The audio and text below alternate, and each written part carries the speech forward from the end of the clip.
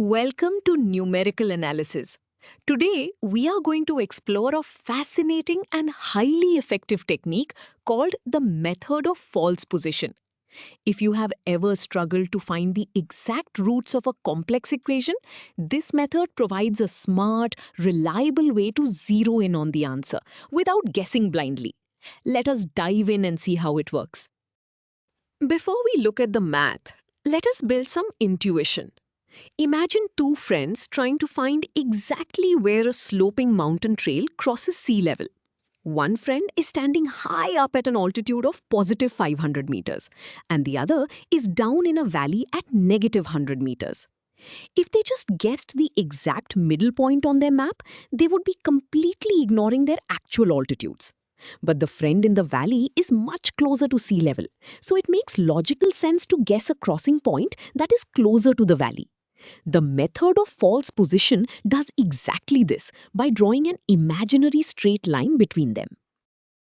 Now that we understand the hiking analogy, let us formalize this mathematically.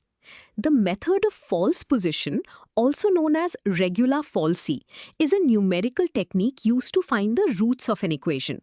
Remember, a root is simply the specific value of x that makes the mathematical function exactly equal to 0.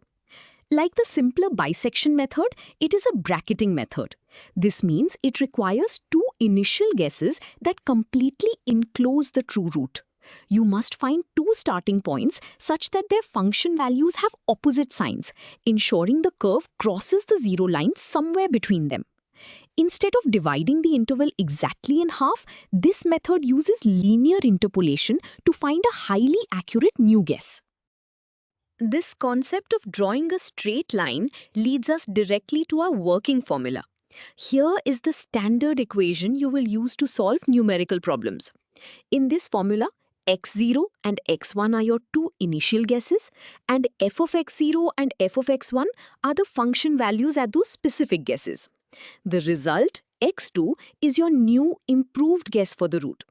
Notice how the formula cross-multiplies the x values with the opposite function values. If the function value at one point is very large, it mathematically pulls the new guess away from that point.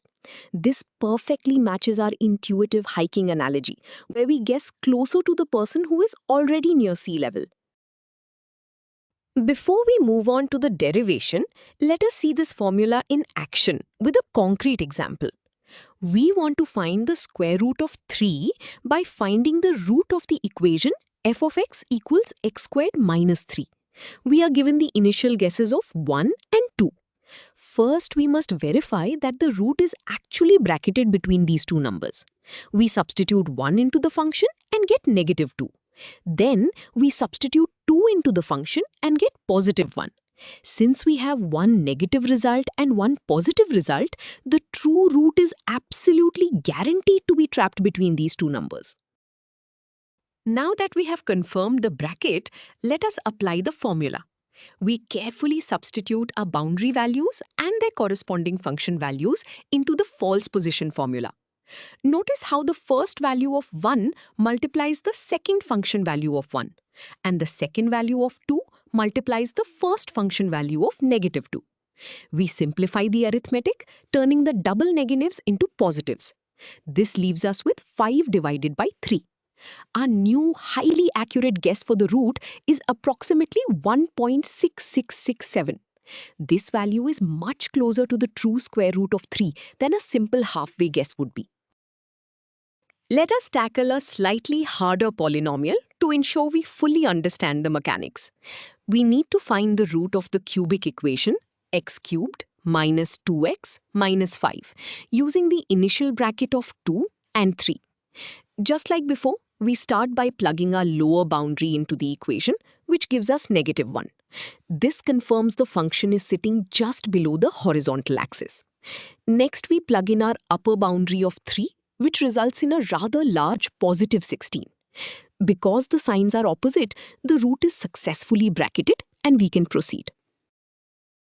With our bracket confirmed, we insert the boundaries and their calculated function values into our working formula. The cross multiplication ensures that the point with the smaller function value has a stronger influence on the final outcome. We must be extremely careful to keep track of the negative signs during the substitution, as a single dropped negative sign will ruin the entire calculation. We perform the basic arithmetic required to simplify the fraction. The numerator becomes 32 plus 3, which is 35. The denominator becomes 16 plus 1, which is 17. Continuing from our simplified fraction, we just need to perform the final division.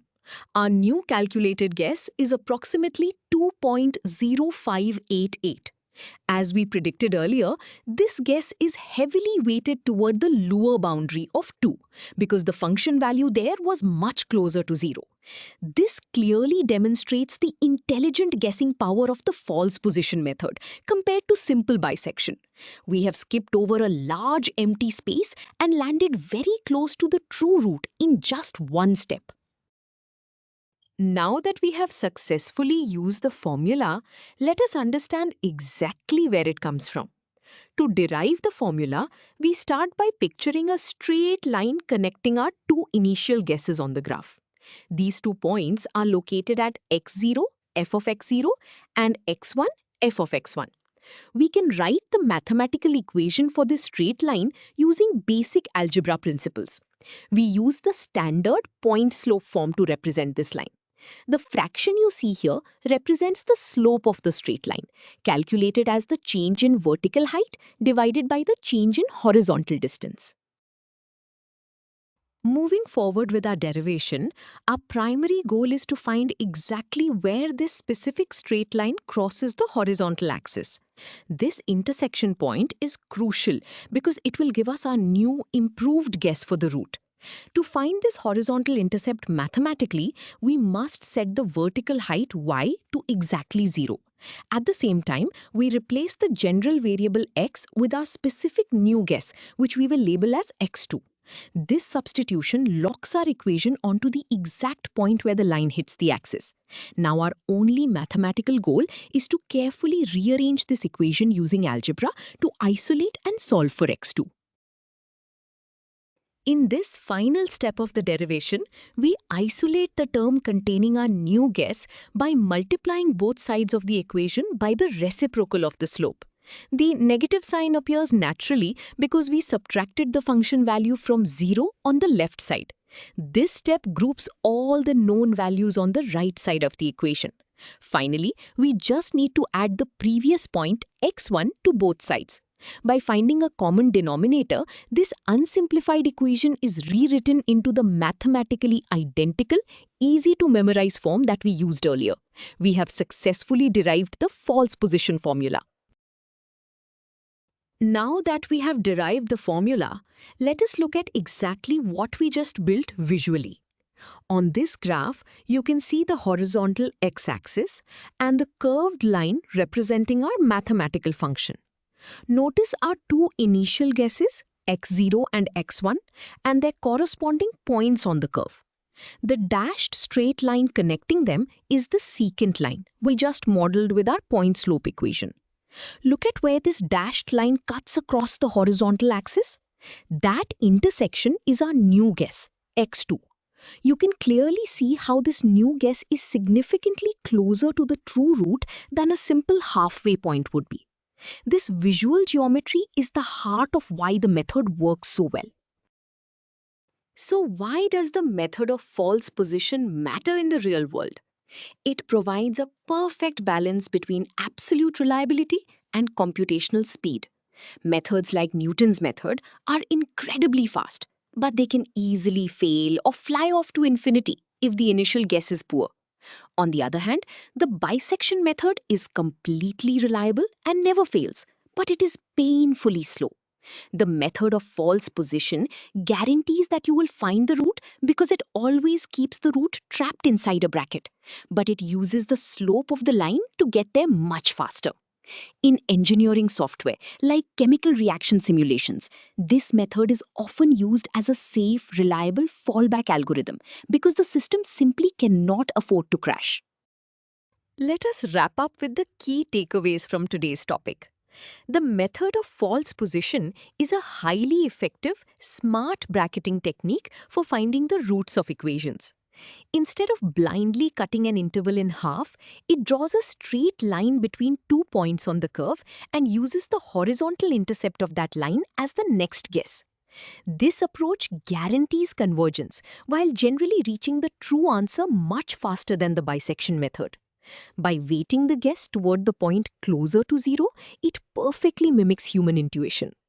You have now mastered the complete theory, derivation, and application of this powerful numerical method.